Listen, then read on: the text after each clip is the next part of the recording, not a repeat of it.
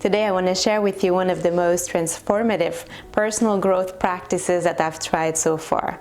The practice is actually a question that I ask myself every morning. Asking and answering this specific question has helped me feel a greater sense of purpose and generally more satisfied with my life. I'm really excited to share this simple practice with you because I believe it has the potential to change your life as well. I personally prefer to use the question as a journaling prompt and write the answer down, but you could as well just answer it in your mind. It's the same. The question is divided into 3 sub-questions to help come up with an answer that's deeper and also more authentic, I would say. The first part of the question is, if my time on this planet, in this life, came to an end right now, what would I regret not having done, experienced, accomplished, and become? So I asked myself this question for the first time a few years ago. At that time, I felt I had done pretty much all I wanted. Like, I had gone scuba diving, I had traveled, I had gone to university, I had a lot of fun experiences. And so I didn't want to die right then. I thought that if I did, I wouldn't have regrets. But after thinking about it for another minute, I realized that there was one thing that I would regret: not having attained a high level of consciousness. So I thought, well, maybe I should work on that.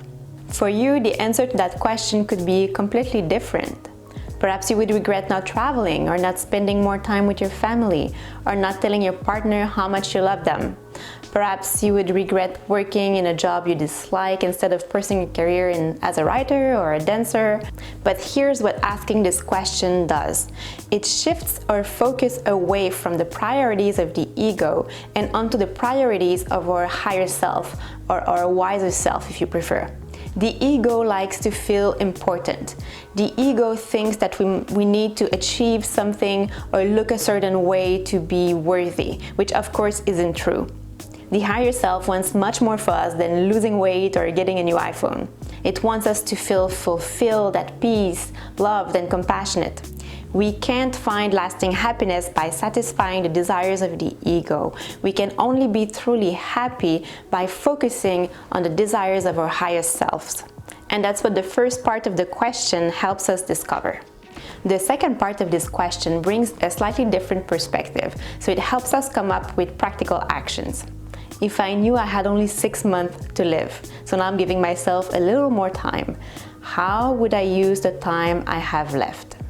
You can also ask yourself, what would I change about my life?